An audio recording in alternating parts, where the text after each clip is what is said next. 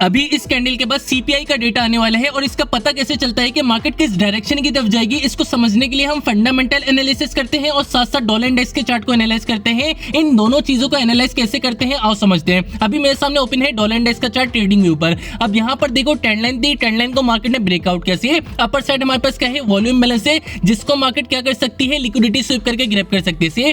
पहले मार्केट ने क्या किया, लोअर वाले इम्बैलेंस को लिक्विडिटी स्वीप करके ग्रैब किया और अभी मार्केट ने ट्रेंड लाइन को ब्रेकआउट कर दिया तो मार्केट क्या करेगी, अपर सेट के वॉल्यूम बैलेंस को लिक्विडिटी स्वीप करके ग्रैब करेगी। से ये तो हमारी हो गई फर्स्ट कंफर्मेशन, यानी कि अकॉर्डिंग टू टेक्निकल एनालिसिस। अब यहाँ पर हम क्या करेंगे, फंडामेंटल एनालिसिस करेंगे। फंडामेंटल एनालिसिस के लिए हम डेटा को क्या करेंगे, ब्रेक डाउन करेंगे। से यानी कि जो शुरू मंथ से डेटा आ रहे हैं, यानी कि 1 मई से हमारे पास जो डेटा आ रहे हैं उनको हम एनालाइज करेंगे, यानी कि डेटा को क्या कर रहे हैं, हम ब्रेक डाउन कर रहे हैं। से तो हमारे पास 5 मई को डेटा आया था न्यू होम सेल्स का, यानी कि होम सेल्स पे हमें क्या दिखा था, बहुत ज्यादा पॉजिटिविटी देखने को मिली थी। सही है। अब यहाँ पर जो अनएम्प्लॉयमेंट भी कम हो रही थी। सही है। इस महीने हमने डेटा को ऑब्जर्व किया जिसमें हमारे पास अनएम्प्लॉयमेंट कम हो रही है, होम सेल्स में इजाफा देखने को मिल रहा है। ये चीजें कहीं ना कहीं लिंक करती हैं सीपीआई से। वैसे सीपीआई क्या होता है, कंज्यूमर प्राइस इंडेक्स। इससे इन्फ्लेशन को मेजर किया जाता है। इसमें क्या चीजें आ जाती हैं, जैसे कि खाना, कपड़े, ट्रांसपोर्ट, बिजली, पेट्रोल, ये सब चीजें कंज्यूमर प्राइस इंडेक्स के अंदर आ जाती हैं। अभी मैंने आपको बताया जो डेटा को हमने ब्रेक डाउन किया है ये कहीं ना कहीं लिंक करता है सीपीआई से। कैसे लिंक करता है, देखो अनएम्प्लॉयमेंट रेट हमारे पास क्या हुई है, कम हुई है, यानी कि लोगों के पास जॉब और इनकम क्या हुई है, ज्यादा हुई है।